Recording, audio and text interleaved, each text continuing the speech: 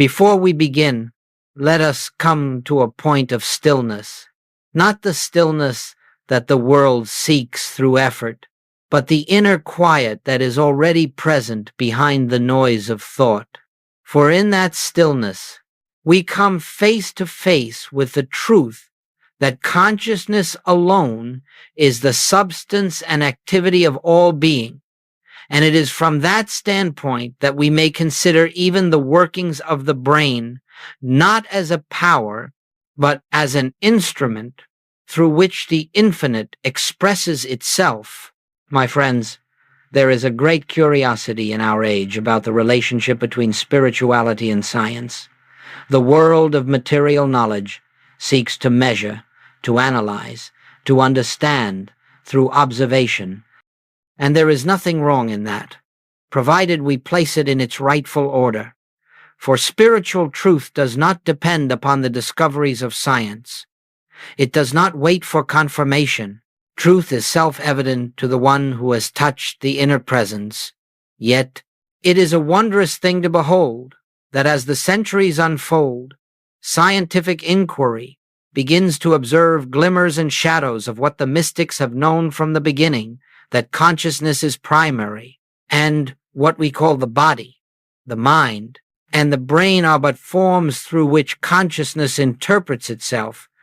We will speak today of what happens in the brain when one ceases to live from the human I, the personality sense, and begins to live from the spiritual I am, the one infinite self. But let us hold one principle firmly before us. The brain does not give us consciousness. Consciousness gives us the brain. The brain is not the creator. It is the created. It is not the source. It is an avenue of expression.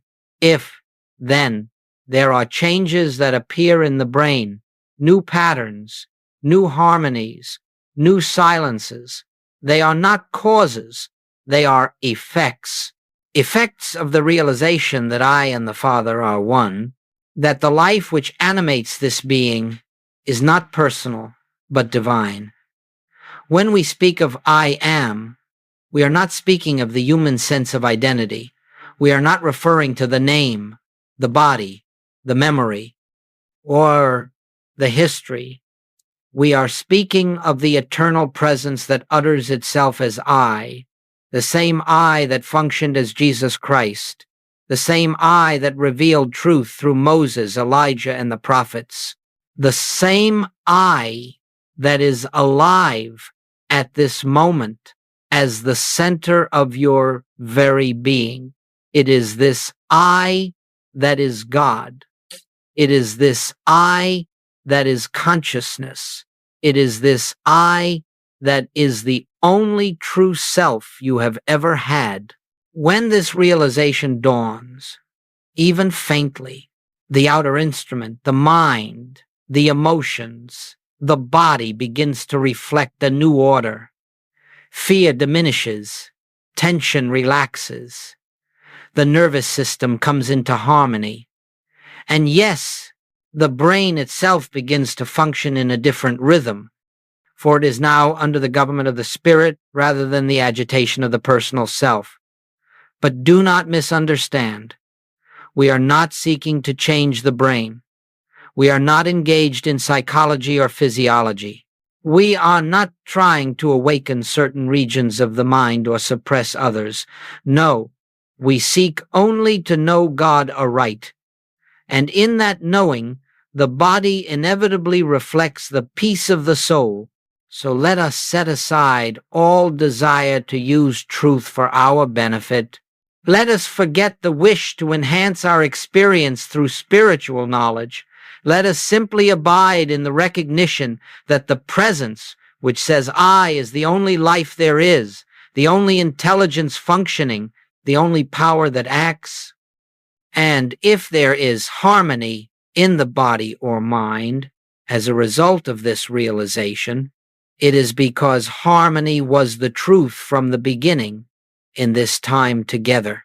We will explore how the brain reflects this inner awakening, not because the brain is important in itself, but because it bears witness to the great spiritual truth that underlies all being. That reality is formed from within, outward, never from the outer to the inner. Let us proceed then, not as students of science, nor as seekers of mystical experience, but as those who rest in the simple awareness, I am, and that is enough. Let us again come to that inner place where the word I is heard, not the I that the world has trained us to defend, protect, and improve, but the I that simply is, if you listen quietly. Without trying to make anything happen, you may feel that this I is not located within the body, not confined to the mind, not bound to the story of your years on earth. It is present, yet without boundary. It is aware, yet without effort. It is here, yet not here as a person, but as presence. This I is the heart of all spiritual truth, and unless we understand it, no amount of study, meditation, or practice will free us from the illusion of separation. The great error of the human sense is that it believes the word I refers to a finite self, a self born into time, subject to circumstance, influenced by conditions, and vulnerable to the world. But this is not the I of Scripture. This is not the I of Christ. This is not the I that Goldsmith asks us to awaken to when Jesus declared, I am the way, the truth, and the life. He was not speaking as a man. He was speaking from the infinite identity. That was his true being and yours. When he said, I am the light of the world, he was not describing a personal virtue, but the radiance of God expressing itself as the consciousness of the individual. And when he said, before Abraham was, I am, he pointed to the timeless nature of identity before body, before mind, before form, before the world. This same I is the reality of your being. There are not many I's scattered across the earth, each with its own private existence. There is but one I, appearing as infinite individual expressions, yet never divided. The eye that looks out through your eyes is the same eye that looked out through the eyes of every sage, every prophet, every illumined soul throughout history. It is the same eye that animates every living thing. So long as we cling to the belief that I is a separate person, we will remain bound to fear, conflict, and limitation. For the personal sense is never safe, never complete, never at peace. It lives in perpetual reaction to conditions and is always seeking a better circumstance. But when, through inner revelation, we begin to sense that I is not personal, but divine, we touch a freedom that no circumstance can give or take away. This realization is not a philosophy, it is an experience. It is the moment when the walls of personal identity begin to dissolve and we feel the presence living us, breathing us, thinking us. It is the moment we understand that consciousness is not inside the body, but the body is within consciousness. And consciousness is I. It is this shift of identity from personal to impersonal, from human to divine, that brings harmony into expression. For the body, the mind, and even the brain can only reflect the consciousness that governs them. If the consciousness is fearful, the brain will be agitated. If the consciousness is burdened, the mind will be confused. If the consciousness is divided, the body will show it. But when the consciousness rests in the realization, I am, the instrument reflects peace. Hear this well. You do not become the I am.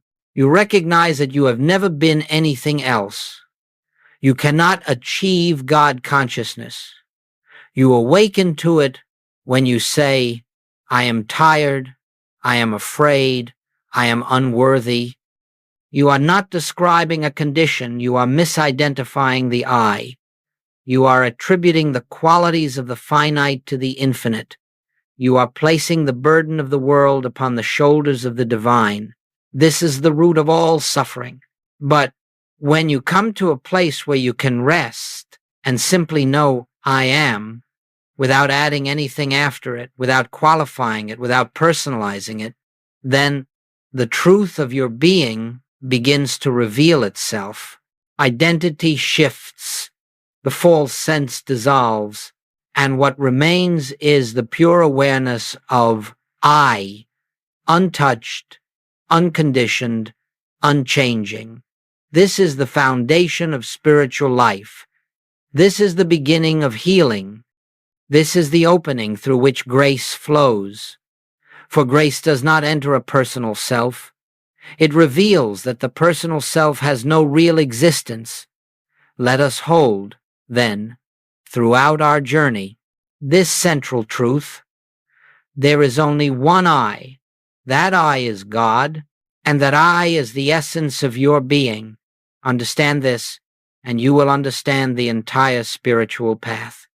Let us continue now in the same stillness with which we began. For without inner quiet, there can be no true hearing of spiritual truth. The things of spirit are not grasped through mental effort.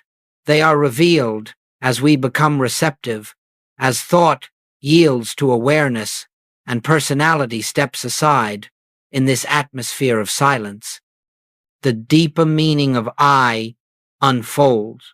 We have spoken of the nature of identity, and now we turn to observe how the shifting of identity affects what the world calls the mind and the brain.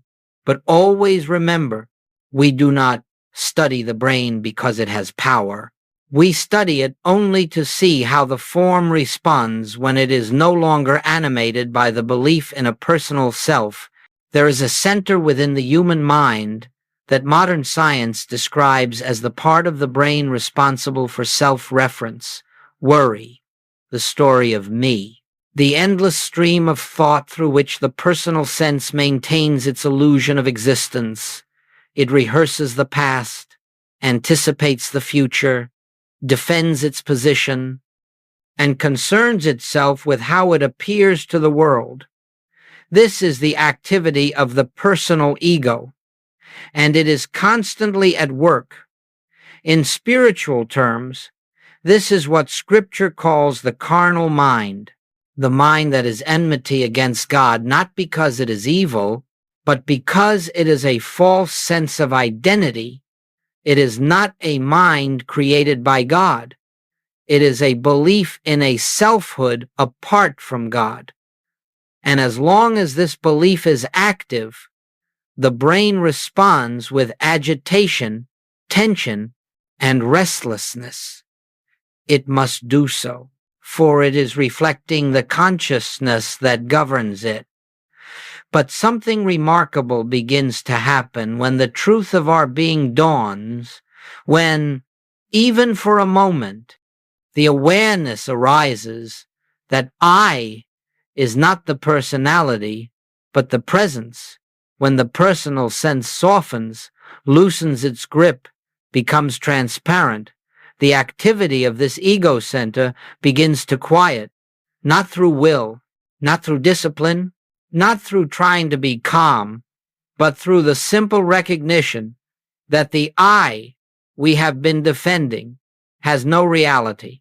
You see, the ego cannot survive when it is not believed in. It requires attention. It requires identification. And when the attention returns to the I am, the ego finds nothing to cling to. As this awareness deepens, the mind no longer needs to rehearse anxieties. It no longer needs to plan its survival. It no longer needs to compare itself with others or seek validation in the world. It comes to rest, not because we have trained it to rest, but because the very foundation of its activity, the belief in a selfhood separate from God, has been removed. The brain, being an instrument, responds meekly to this shift. The regions associated with fear become quieter. The circuits associated with rumination grow still, and in their place arises a sense of spaciousness, not mental emptiness, but a living silence in which the presence is felt. In Goldsmith's language, this is the peace that passeth understanding, the peace that is not produced by the mind but revealed when the mind is no longer attempting to govern life. It is the peace that appears when the government is upon his shoulder, when we acknowledge the I, that is God, as the only true identity. This is the first great change, and it prepares the way for all others. For when the mind is no longer drawing its life from the personal sense, it becomes an instrument through which divine ideas may flow. And when the mind is quiet, the body responds with harmony, the emotions with calm, and the brain with a new orderliness. Let us remember, we do not seek to silence the mind. We seek only to know the truth of I. And when that truth is known, the mind silences itself. In this recognition, the noise of the ego begins to dissolve, and a new center emerges, the center that is not in the skull, but in the eternal I am. From that center flows peace, guidance, clarity, and a gentle assurance that we are not living life. Life is living us. Let us rest in that knowing for a moment. I am, and because I am, all is well. Let us continue gently, without rushing, for truth reveals itself only in an atmosphere of receptivity. The mind that seeks to understand with intellect will miss the depth of what is being offered, but the heart that is still, the awareness that is open, will hear what cannot be spoken in words. There is a point in our spiritual unfoldment where we begin to notice that the body itself reflects the state of consciousness we are living in, not because the body has power, nor because the body creates harmony or discord, but because it is an instrument through which consciousness reveals its condition. When fear is active, the body tightens. When worry governs, the breath becomes shallow. When the personal self is striving, the nervous system becomes strained. These are not causes but effects, effects of believing oneself to be a separate, finite entity. In the world of science, they speak of the sympathetic and parasympathetic nervous systems, of stress hormones and biological responses. They tell us that the body moves into fight or flight when the mind perceives threat. And all of this is true on the level of appearance, but it is not the truth of being, for behind these responses stands the false sense of self, the belief in an I that must protect itself from life. When we live from the personal identity, the nervous system is rarely at rest. It must always be on guard, always anticipating, always interpreting life through the lens of survival. But the moment we awaken to the truth that I live, yet not I, but Christ liveth in me, something profound takes place. Fear has no home in the presence of God. And when fear dissolves, the body relaxes as naturally as a flower opening to the sun. This release is not achieved through effort. You cannot force the body into peace. You cannot command the nervous system to calm itself. You cannot make the heart slow or the breath deepen through will. But when the realization dawns, the I that I have been trying to protect is not me, the entire being softens. The nervous system yields. The breath becomes gentle, and the body enters a state that science calls rest, but spirit knows as peace. This peace is not emotional tranquility. It is not the temporary quiet that comes when circumstances improve. It is the peace that is the nature of God, the peace that I am. It does not arise because something has been fixed. It arises because the truth of identity has been recognized. You see, the nervous system is responding not to external conditions, but to the consciousness interpreting those conditions. And when consciousness knows itself as the I am, untouched by appearance, untroubled by form, uninfluenced by the world, the body receives that knowing as safety. That safety is not the safety of circumstances, it is the safety of truth. Many have asked, how can I find peace? And the answer is always the same. You cannot find peace while believing that you are a person in a dangerous world. You find peace when you realize that the I of your being is spirit, and spirit is never threatened. Once this is seen, the body follows. The nervous system becomes a faithful witness to the recognition of truth. Muscles unclench without being told. Breath deepens without instruction. The heart rate stabilizes without technique. All of this occurs because the personal sense of I is no longer gripping the reins of experience. This is grace. It is not achieved. It is revealed. In this state, the body becomes an instrument of harmony, reflecting the peace that emanates from the center of being. And this peace is not fragile. It does not depend on silence around us or kindness from others or order in the world. It is not disturbed by conditions because it does not arise from conditions. It arises from the presence that declares, "Be still and know that I am God. Let us rest." Then, in the assurance that the nervous system seeks no technique, it seeks only truth. And as we abide in the awareness that the I which lives us is God, the entire body will bear witness to that realization. This is the spiritual meaning behind physiological peace. God recognized as the self is the healer, the harmonizer, the quieting influence that governs all form. Remain a moment in that awareness, I am peace, not as a quality I possess, but as the truth of my being. Let us continue now in the same stillness that has accompanied us from the beginning, for what we speak of in this section cannot be grasped by the mind that is accustomed to interpreting life through the five senses. It must be heard with the inner ear, the ear that listens not to words but to the spirit that breathes through the words. There is a moment in our spiritual awakening when perception itself begins to change, not because we make an effort to see differently, but because the center from which we look has shifted. When the personal sense of I governs perception, everything appears fragmented. The world seems divided into good and evil, mine and yours, friend and enemy, desirable and undesirable. Life becomes a series of judgments and comparisons, each one reinforcing the belief in separate selves. This is what the world calls normal perception. But it is not spiritual vision.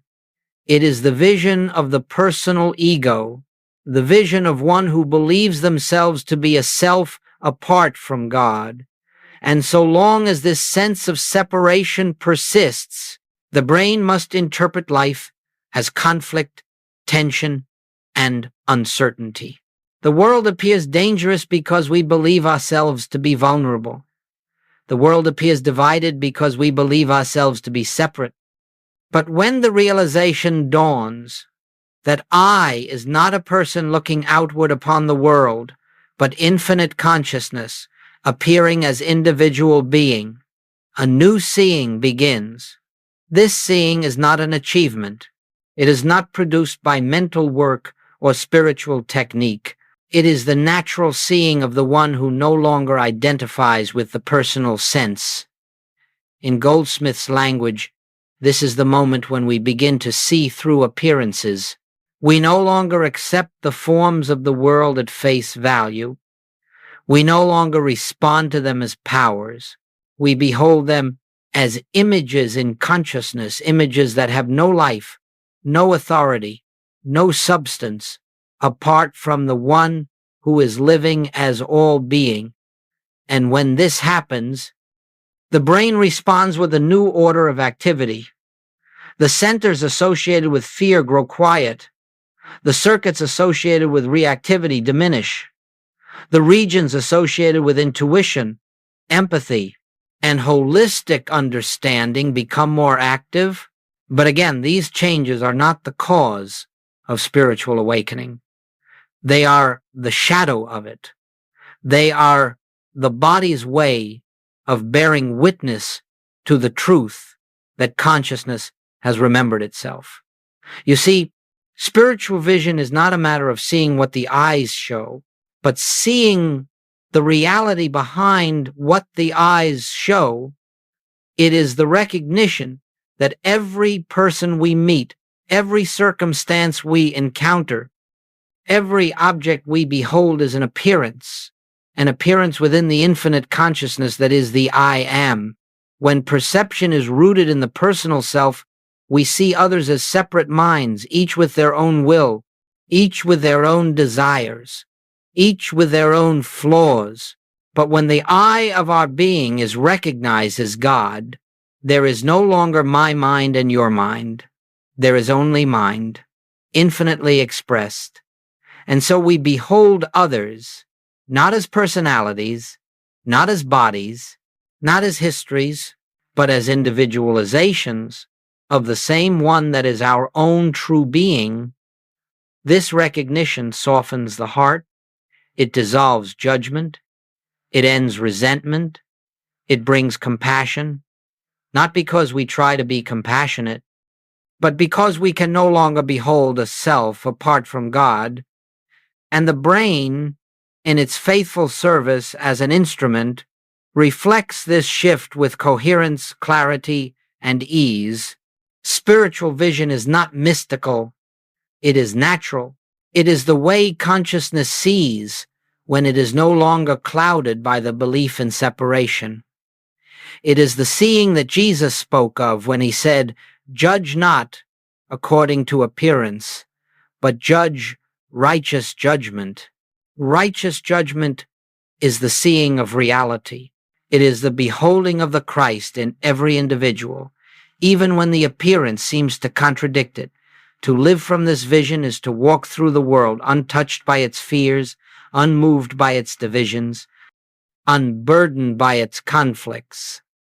Not because the world has changed, but because the one who is seeing is no longer the personal sense, but the I am. Let us rest in this recognition. The world you see is the reflection of the identity from which you look. If you look as a person, the world appears fragmented. If you look as the presence, the world reveals its oneness. Remain a moment in that inner seeing, not with the eyes, but with the awareness that recognizes the same life, the same self, the same I in all. Let us once again settle into that inner quiet where truth is revealed not by the mind, not through thought, but through the gentle awareness that stands behind thought. For in this stillness we begin to perceive one of the great spiritual principles that governs the entire experience of life. All suffering is sustained by resistance, and all resistance is the activity of the personal self. In the world, resistance is considered a natural response to difficulty. When faced with illness, the person resists it. When faced with lack, they resist it. When faced with conflict, they resist it. Yet each act of resistance is born out of fear, and fear is born out of the belief that there exists something, some power, separate and apart from God. In the spiritual life, we learn that there are not two powers. There are not opposing forces, battling for dominance. There is only one presence, one life, one infinite reality expressing itself as all being. The moment we recognize this, resistance becomes unnecessary. For what is there to resist when we know that God is the only presence and the only power? Now let us consider how this truth expresses itself in the body. When the personal sense of self believes it must fight against conditions, fight against illness, fight against circumstances, fight against the world, the body is flooded with the chemistry of fear, tension, stress hormones, the tightening of muscles, the quickening of breath. The body behaves as a creature besieged because the consciousness believes itself to be a creature besieged. This is the physiology of separation. But when identity shifts, when one rests in the awareness that the I of our being is infinite spirit, the entire mechanism of resistance begins to dissolve. Not through effort, not through discipline, not through forcing the body into relaxation, but through a simple, direct knowing. There is nothing in this universe that can oppose the presence that I am. As this truth settles into consciousness, the body receives it as peace. The chemistry of fear is replaced with the chemistry of calm. The nervous system moves out of defense and into trust. The heart slows, the breath deepens, the muscles release, and the regions of the brain associated with alarm become still. These changes do not heal us. They reflect that healing has already taken place in consciousness. What is healing? After all, in the infinite way, it is not the adjusting of matter, nor the correcting of the body. It is the dissolving of the false identity that believed itself separate from God. When this belief dissolves, the body mirrors that freedom. This is why Goldsmith taught that the moment of healing is the moment of recognition, not the moment when the condition changes, but the moment when the truth of identity shines through, even briefly. The body may follow that recognition instantly or gradually, but the healing is already accomplished. The instant the personal sense yields, resistance cannot survive in the presence of I am. It simply melts away.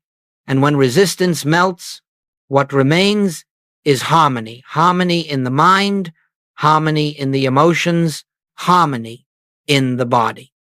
Not because harmony was created, but because it was revealed. Harmony is the natural state of being when we are not resisting the one that we are. Let us place this into simple terms. When you struggle, you affirm separation. When you resist, you energize the very condition you fear. When you fight, you strengthen the illusion. But when you rest in the awareness I am, all false powers lose their seeming reality. This is not passivity. It is not resignation. It is recognition. It is standing still in the truth that the I of you is the governing principle of all form. And when consciousness stands still, the body stands still. When consciousness releases its grip, the body relaxes. And when consciousness recognizes its oneness with God, the body cannot help but reflect that oneness. So let us now rest in this quiet knowing. I do not need to resist anything. The presence that I am is the only activity, the only law, the only power operating in my experience in that presence. All stress, all fear, all tension dissolves. Let that awareness settle into you, not as a belief, not as an affirmation, but as a simple recognition of what has always been true. Let us continue now in the same atmosphere of calm receptivity, for it is only in such an atmosphere that the deeper currents of spirit can be felt. The mind that is busy, the mind that seeks, the mind that strives, cannot receive inspiration, for inspiration does not come through thought, but through the silence behind thought, and it is this silence, this inner yielding, that allows the infinite to express itself as guidance, intuition, and spiritual direction in our human sense of life. We have been conditioned to believe that we must figure everything out through mental effort. We plan, we calculate, we analyze, we worry, we compare, we try to foresee every outcome, and all the while, we assume that our personal understanding is the source of our decisions. But my friends, the personal self has no true guidance to offer. It knows only the past, the accumulated impressions of memory, the limited reasoning of the finite mind. The personal self does not know the way, for it has no access to reality. Only the I Am knows. For the I Am is infinite, intelligence appearing as individual consciousness. When the human mind steps aside, when it ceases to dictate and begins to listen, a new order of guidance begins to unfold, quietly, gently, without fanfare, without excitement, without effort. It comes as a soft inner knowing, a direction that feels natural, effortless, inevitable. This is one of the great fruits of living from I Am. The shift from self-directed living to God-directed living. Goldsmith often said that the secret of the spiritual life is not in accumulating knowledge, but in becoming a receptacle for the infinite. When the personal sense is quiet, the infinite reveals itself and expresses as your thought, your movement, your decisions, your life. Now consider how this spiritual truth expresses itself through the brain. When the mind ceases its constant striving and drops into silence, the brain reflects that silence with coherence, integration, and spaciousness. The circuits responsible for insight awaken. The regions associated with creativity, intuition, and higher order understanding become active. The left and right hemispheres, which so often operate in conflict, begin to harmonize. This harmony is the brain's reflection of the deeper harmony of consciousness. But again, let us be very clear. The brain does not create inspiration. The brain only receives the imprint of inspiration. True guidance comes from a dimension beyond the intellect. It comes from the source of all being, the I that I am. In this recognition, we begin to understand why striving blocks inspiration. The personal sense tries to govern the mind, and in doing so, it creates noise. This noise drowns out the subtle movement of spirit. But when the personal sense dissolves, even for a moment, the infinite has room to speak, not in words, not in dramatic revelations, but in the quiet certainty that arises from within. An impulse, a direction, a peace that says, "This is the way, walk ye in it." This is how the great works are accomplished, not through human effort, but through divine impulse. When you live from the center of I Am, your decisions are not forced, they unfold. Your creativity is not manufactured, it flows. Your insight is not produced, it appears. And your life begins to feel guided, supported, carried by something far wiser than the finite mind. This is why Goldsmith taught the practice of inner listening. Not listening for messages, not listening for voices, not listening for signs, but listening for the presence itself, the presence that, when felt even faintly, becomes the source of inspiration for every activity of your life. In such moments, the brain becomes a servant of the soul, not its master. Thought becomes the vehicle of intuition, not the creator of it, and the entire instrument of your being comes under the gentle government of the infinite. Let us, then, remember this simple truth. Guidance is not something we seek. Guidance is something we receive when we are still enough to hear.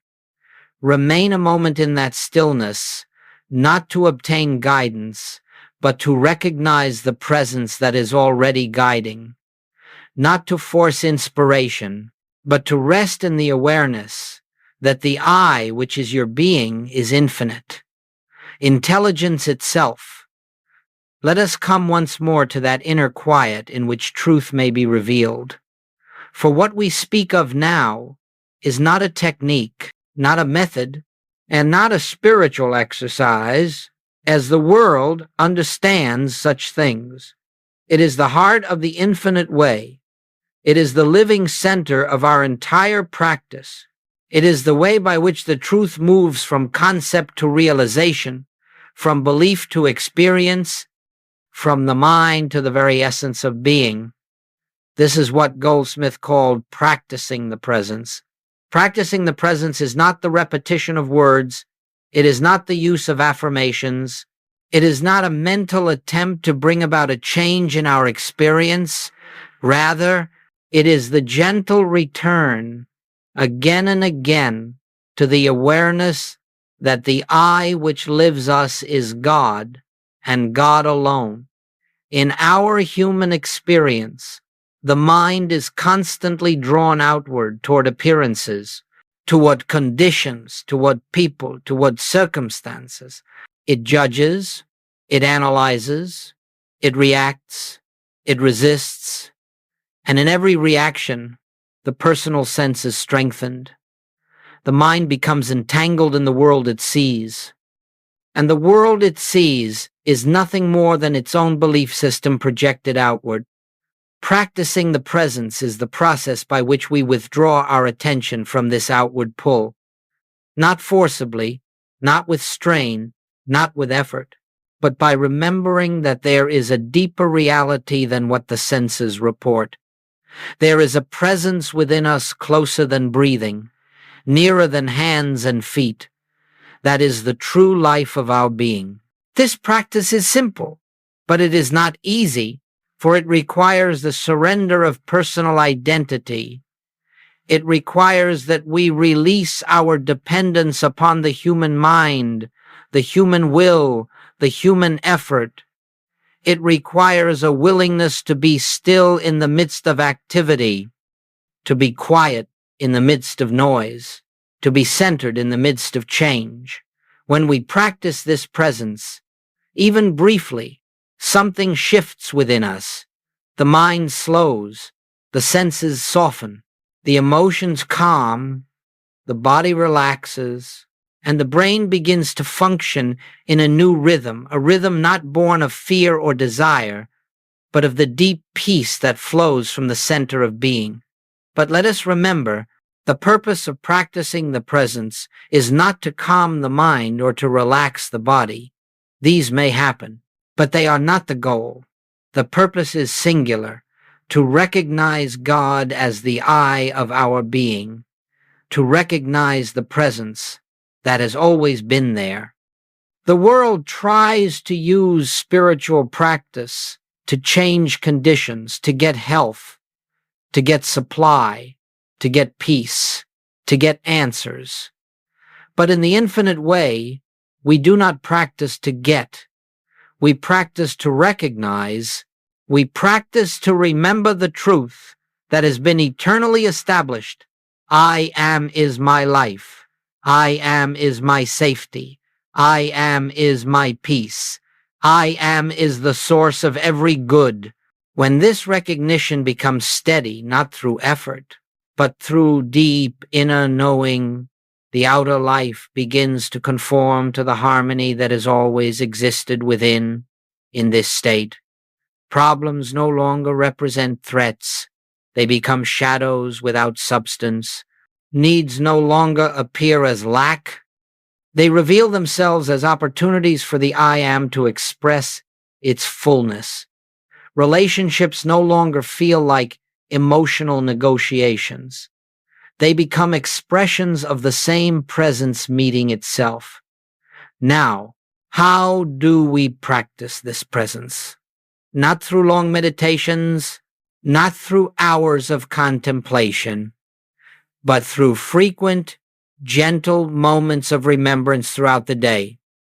A pause, a moment of silence, a turning inward, a quiet acknowledgement. Father, I thank thee that thou art here. Or simply, I, not I the person, but I as the infinite. This is practicing the presence not to change the world, but to see through it, not to improve life, but to awaken to the life that already is, not to strengthen the personal self, but to dissolve it. And as this practice becomes natural, you will find that guidance appears before you ask, harmony unfolds before you seek it, supply meets you without your pursuit, and peace accompanies you without your striving. These are not the results of practice, they are the revelations of reality. When the obstacles of personal identity fall away, let us then remain for a moment in the gentle awareness of the presence. Do not try to feel anything. Do not attempt to think anything. Simply rest in the truth. I am, and that is enough. As we come to the close of this journey together, let us not think of it as an ending, for nothing in spirit ends. What we have shared is not something to be remembered intellectually, not something to be stored in memory or repeated as words. It is something to be recognized again and again until it becomes the atmosphere in which you live, move, and have your being. The entire purpose of these teachings and of this time we have spent together is to bring you to one simple awareness. The I that you are is the presence of God. Not someday, not when you have perfected yourself, not when outer conditions change, but now, right here, in this breath, in this awareness. If you have felt even a moment of peace during this time, that peace was not given to you by words, it was not generated by thought, it was not created by teaching, it was the nature of your own being revealed when the mind grew quiet.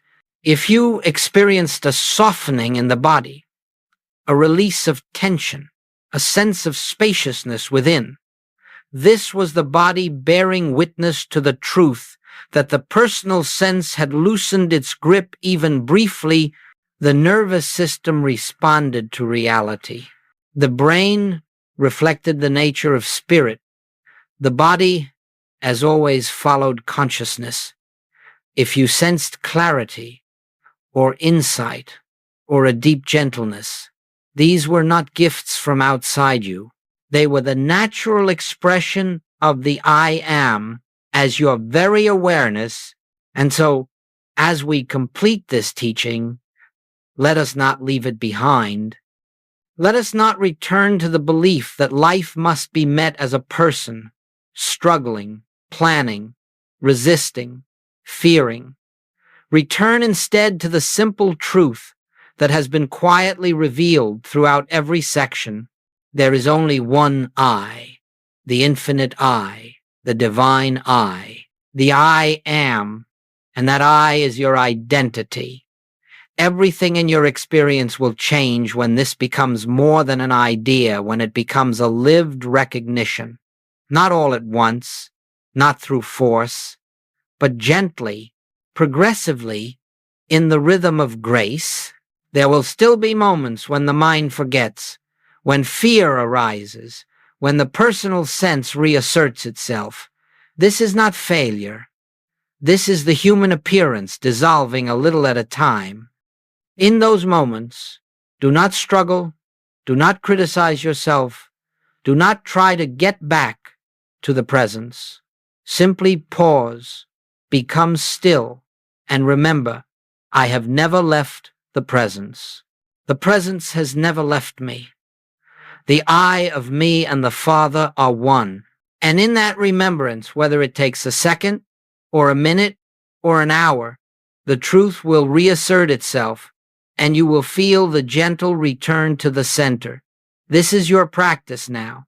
Not perfection, but remembrance, not conquest, but surrender, not effort, but receptivity. Let the presence live you. Let the presence move you. Let the presence be your seeing, your hearing, your speaking, your doing.